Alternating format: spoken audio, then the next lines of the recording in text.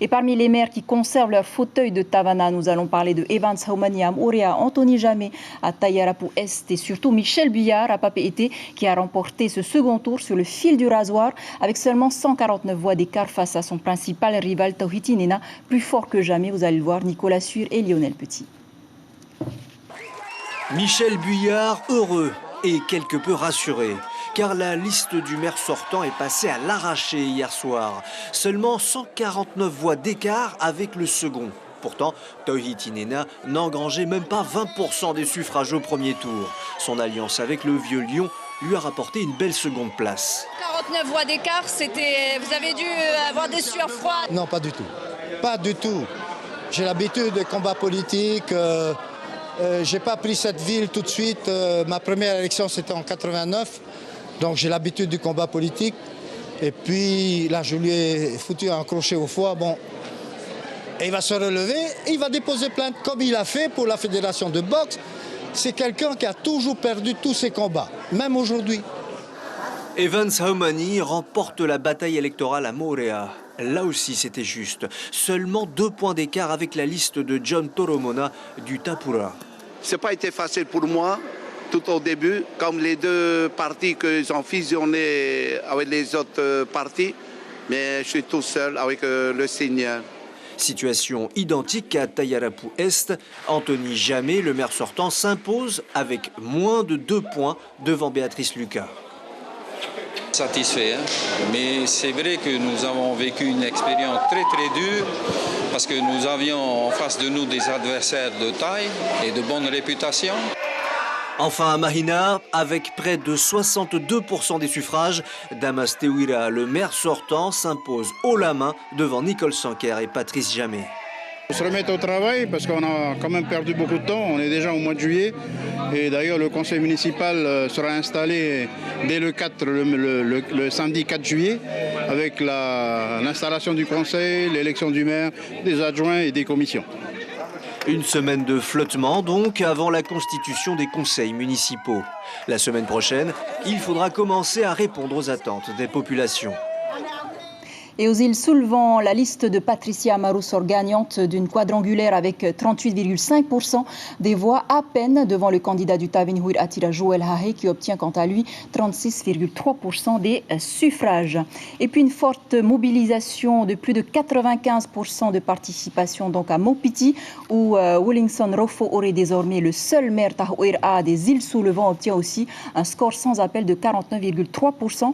Willingson Rofo aurait devance de loin ses deux adversaires Toimata Teaotea qui décroche 27,7% des voix et la liste menée par Tati Salmon et c'est 22,96%. Et puis à Wahine, Rairua et Uapo, la population a décidé de reconduire leur maire en fonction pour 6 années de mandature. Les 3 maires réélus dépassent les 45% des voix. La synthèse est signée Rohan Potoru. Pour l'île de Huahine, sur les 3 listes en course dans les 8 districts, le Tavana sortant Marcelin Lisson a été reconduit une nouvelle fois dans sa fonction de maire avec pas moins de 49,76% des voix. Les 6 mois de campagne ont porté leurs fruits devant les 2 autres groupes, celles de Nano Hopara et de Moeho Kolombani. Les électeurs et électrices de Huahine ont choisi leur équipe pour conduire pour 6 années la commune. Donc je leur remercie d'avoir fait confiance à l'équipe Tehonoto encore que j'ai menée. Mais c'est sûr que soulagé, c'est vrai, gros soulagement parce que ça fait 6 mois quand même que ces élections perdurent. Au Tuamotu, à Rongiroa, la configuration est quasiment la même. Teina Mareura, maire sortant, est également réélu. Après 35 ans de valse municipale, la danse continue toujours pour lui.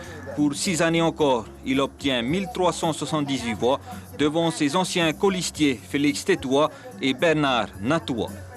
C'est 2014 que j'avais demandé que je ne vienne plus, quand j'étais malade, bien malade. Et c'est l'équipe qui m'avait demandé de revenir. Et aujourd'hui, en 2020, ils sont contre moi maintenant. Mais c'est ça, c'est un jeu politique. Au Marquise, à Wapo, Joseph Kaiha retrouve de nouveau son fauteuil de maire.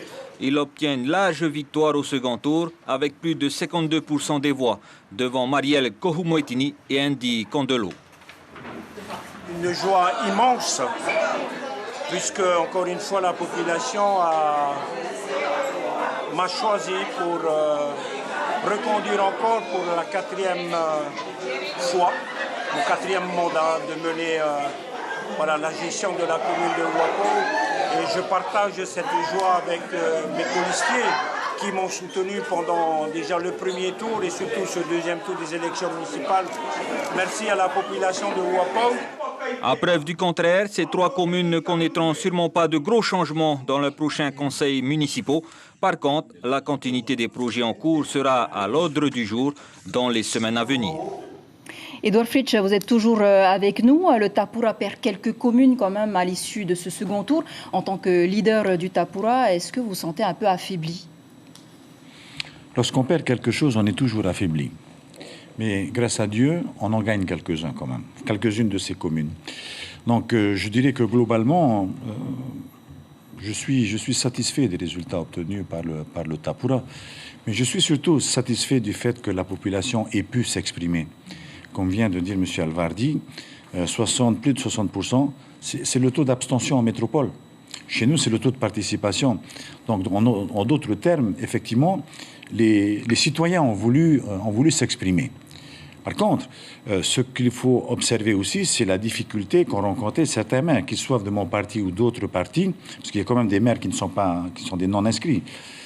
Il y a eu des combats très difficiles. Le nombre de maires élus cette fois-ci avec moins de 50% des voix, son nombre. Et là, il y a une vraie question à se poser sur la fonction de maire, sur le rôle qu'ont joué les maires dans les années précédentes.